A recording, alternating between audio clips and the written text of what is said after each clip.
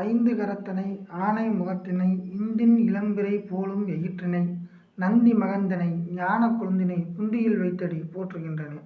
முருகப்பெருமானை வணங்கி சப்த ரிஷிகள் சப்த மாதர்களை வணங்கி இந்த உரையை நான் ஆரம்பிக்கிறேன். இப்போ நம்ம இந்த வீடியோ வழியாக பார்க்க போகிறது எதை பற்றி அப்படின்னு பார்த்தீங்கன்னா, சனி பகவான். இப்போ சனி பகவான் அப்படின்றது யார் அப்படின்றது நமக்கு எல்லாம் தெரியும். ஏதோ நமக்கு தெரிஞ்ச மாதிரி நம்ம ஒரு வகையில் பார்ப்போம். இப்போ சனி பகவான் அப்படின்றவர் பார்த்திங்கன்னா சூரியனுடைய மகன் அப்படின்னு தெரியும். அந்த கதைலாம் நமக்கு தெரியும், ஓகேங்களா. இப்போ சனி பகவானை பற்றி ஏன் நம்ம எடுக்கிறோம் அப்படின்னு பார்த்திங்கன்னா, சனி பகவான் பெரிய பெரிய அற்புதங்கள் நிகழ்த்துகிற ஒரு நீதிமான் அப்படின்னு சொல்லுவோம். அதை பற்றி மேற்கொண்டு பார்ப்போம். அதில் பார்த்திங்கன்னா இந்த சனிக்கிட்ட பலன் எடுக்கிறதுங்கிறது பார்த்திங்கன்னா நிறைய பேருக்கு தவறாக போகும். அடுத்து ராகு கேது. இந்த பலன் எடுக்கிறப்ப பார்த்திங்கன்னா எதெல்லாம் ஞாபகத்தில் வச்சு எடுக்கணும், நிறைய விஷயங்கள் இருக்குது. சனி பகவானாலே ஒன்றும் இல்லை, அவர் ஸ்லோவான கிரகம், லேசினஸ் வந்துடும் அப்படிலாம் சொல்லுவாங்க. அப்படிலாம் கிடையாதுங்க, சரிங்களா. அவர் கெட்ட விஷயத்தையே கொடுப்பாரு. அவரை பார்த்து பயப்பட தேவையில்லை. கெட்ட விஷயத்தை கொடுக்க மாட்டார். நீங்கள் நல்லவராக இருந்தால் உங்களுக்கு நல்ல விஷயத்தையும், கெட்டவராக இருந்தால் கெட்ட விஷயத்தையும் அதுக்கு தகுந்த மாதிரி நமக்கு கொடுப்பார். அதுதான். இப்போ பார்த்தீங்கன்னா சனி பகவான் அப்படின்றப்ப நமக்கு ஞாபகம் வர்றது ஆயுள்காரகன் ஃபஸ்ட்டு, அப்படி தானே. ஆயுள்காரகன் அப்படின்னு சொல்லுவோம். அப்புறம் தொழில்காரகன் அப்படின்னு சொல்லுவோம். ஆயுள்காரகன், தொழில்காரகன் அப்படின்னு சொல்லுவோம். அப்போ பார்த்திங்கன்னா இவரை பேஸ் பண்ணி தான் தொழில் அமைய போகுது. இவரை பேஸ் பண்ணி தான் ஆயுள் நிர்ணயம் பண்ண போகிறாங்க. அப்போ ஆயுள் காரகன் அப்படின்னு சொல்லிட்டதுனால சாவை மட்டும்தான் கொடுப்பாரா அப்படிலாம் கிடையாது. வயதுக்கு தகுந்த மாதிரி இவர் பல விஷயங்களை கொடுப்பார். இப்போ ஃபார் எக்ஸாம்பிள் பார்த்திங்கன்னா ஒரு ஜாதகத்தில் 80 வருஷம் அவருக்குன்னு சொல்லியிருக்காங்க. ஆயுள் ஸ்தானம் வச்சு ஆயுள் ஸ்தான அதிபதி யார், எங்கே இருக்காருன்னு பார்த்துட்டு சொல்கிறாங்கன்னு வைங்க. இப்போ சனியுடைய திசை நடக்க போகுது அப்படின்னா சனி என்ன பண்ணுவார் அப்படின்றது ஒன்று வரும். பயப்படுவோம் நம்ம. சனி பயிற்சி ஆயிடுச்சுப்பா, 7.5 சனிப்பா, அஷ்டம சனிப்பா, பயப்பட தேவையில்லை. யார் பயப்படணும்? யாரும் பயப்பட தேவையில்லை. அவருடைய பார்ட் ஆஃப் ஒர்க் அவர் பண்ணுவார். நம்ம யாருக்கும் எந்த கெடுதலும் செய்யாமல் இருந்தால் அவர் எதுவும் செய்ய மாட்டார். இப்போ பார்த்திங்கன்னா வறுமை அப்படின்றதுக்கும் அவர் தான். அப்போ உயிர் எடுத்துருவார் அப்படின்றது கிடையாது. தொழில்காரகன், அப்போ வறுமைக்கும் அவரே சொல்கிறீங்களே. நல்ல ஸ்தான பலத்தில் இருந்தால் நல்லதை கொடுப்பார். நல்லவர்கள் பார்த்தா நல்லவராக மாறிடுவார், ஓகேங்களா. அதெல்லாம் இருக்குது. ஸோ அடுத்தது பார்த்திங்கன்னா கருப்பு நிறத்துக்குரியவர் எல்லாத்துக்கும் தெரியும். சனியினுடைய கலர் கருப்பு. அவர் காக்கா வாகனத்தை வச்சிருக்கிறாரு. அவர் யமனுடைய தம்பி. இப்போ இதில் பார்த்திங்கன்னா முட்டி, முழங்கால், ஆஸ்துமா, தைராய்டு, இந்த மஸ்கிட்டோ ரிலேட்டட் மலேரியா, டைப்பாய்டு, இது மாதிரியான விஷயங்களுக்கெல்லாம் பார்த்திங்கன்னா இவருக்கு ஆரகம் இருக்கிறார், சிக்னிஃபிகண்ட் ஆகிறார். அப்புறம் பார்த்திங்கன்னா ஈஸ்வரன் பட்டம் பெற்ற தெய்வங்கள். இப்போ சனி எனக்கு பிராபலத்தை கொடுக்குதுங்கிறீங்க, சனி இருக்குது. அப்போ நான் யாரை கும்பிட்றது? சாட்சிக்காரங்காலில் உள்ளது சண்டைக்காரங்காலே வந்துடலாம் அப்படின்னு சனி பகவான் கிட்ட போய் சரணடைஞ்சிடுறது ஒரு வேலை. அடுத்தது பார்த்திங்கன்னா இந்த புராணங்கள் வழியாக அவனுக்கு 2 விஷயம் சொல்கிறாங்க, விநாயகர் மற்றும் ஆஞ்சநேயர் அப்படின்னு.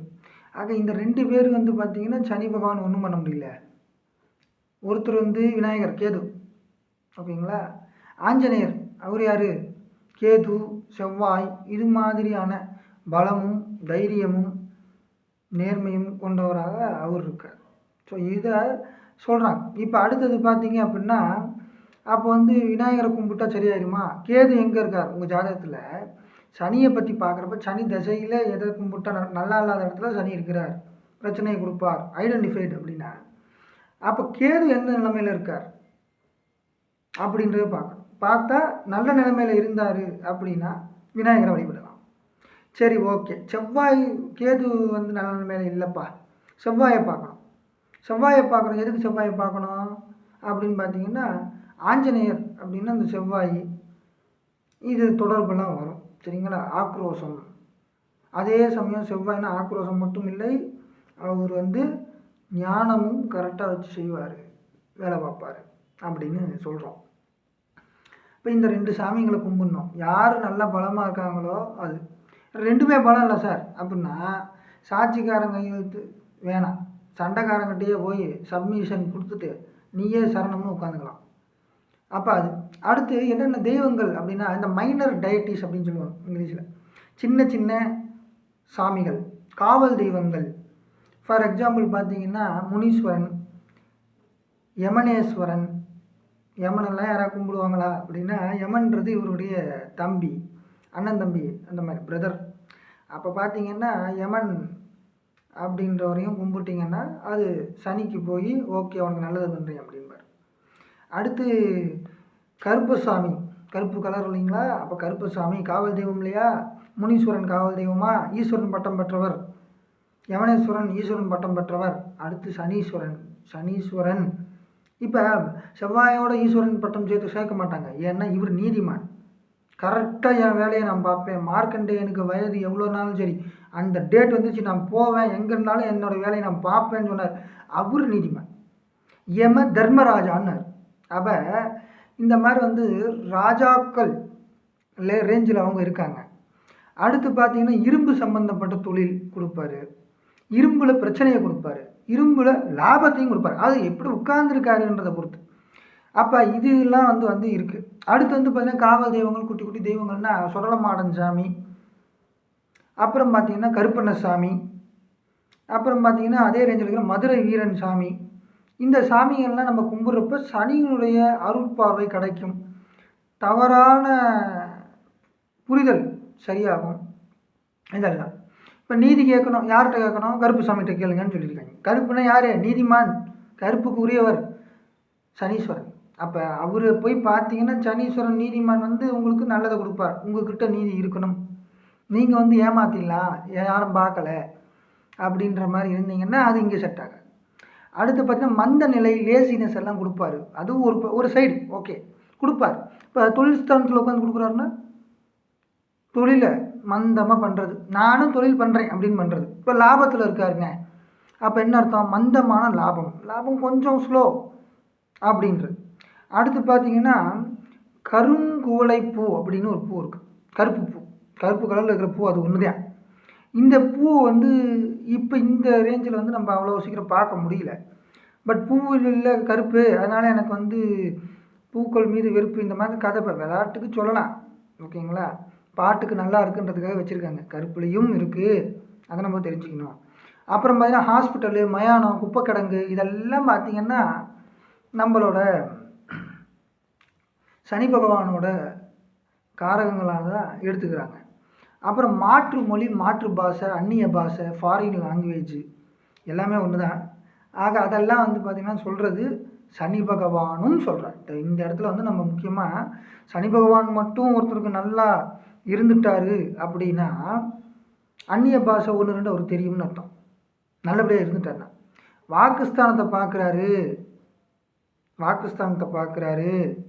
7ஆம் ஸ்தானத்தை பார்க்குறாரு அப்படின்னு வைங்களேன்.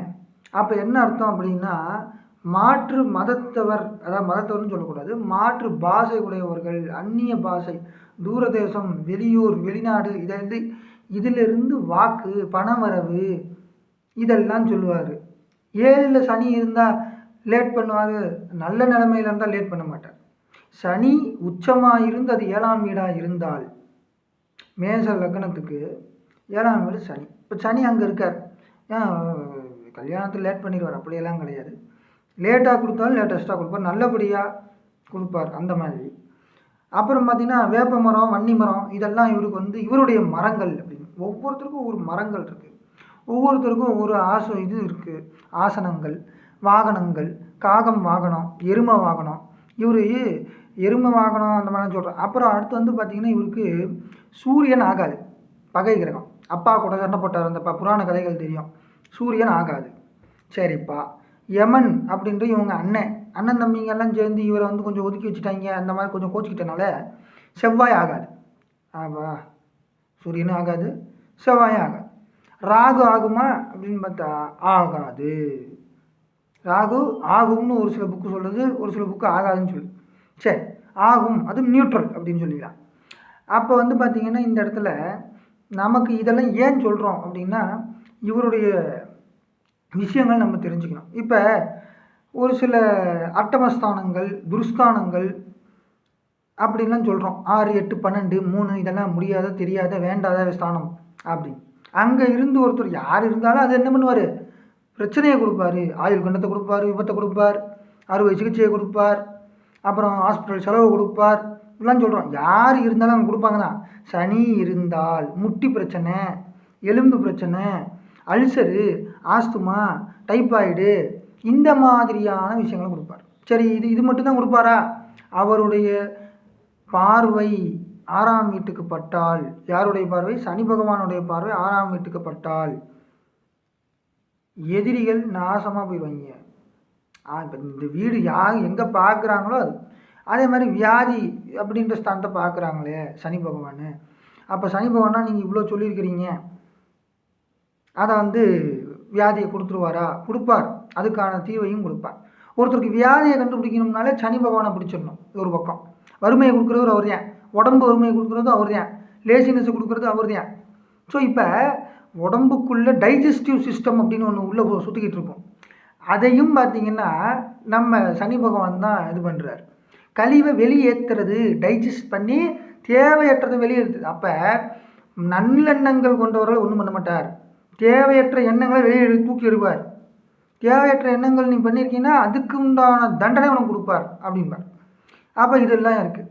அப்புறம் பார்த்திங்கன்னா சிக்கு சின்னுன்றோம்ல, இந்த சின்ன குறிக்கிறது பார்த்திங்கன்னா இவர். அப்புறம் பார்த்தீங்கன்னா மேற்குக்கு சொந்தக்காரர், மேற்கு சைடு அப்படின்னா அது சனியுடைய சைடு அப்படின்னு சொல்கிறாங்க. அது மாதிரி குஜராத் மாநிலத்துக்கு சொந்தக்காரர். அப்போ குஜராத்தில் சிஎம் கேட்பாரான்னா, ஜாதகப்படி குஜராத் போன்ற மாநிலங்கள்லேருந்து இவருடைய தோற்றம் இருந்தது அப்படின்னு சொல்கிறாங்க. முழங்கால், முட்டி, ஆஸ்துமா இதெல்லாம். அப்புறம் சுரங்கத்தில் வேலை தோண்டி எடுக்கணும், ஏதாவது ஒன்று தோண்டி எடுக்கணும்.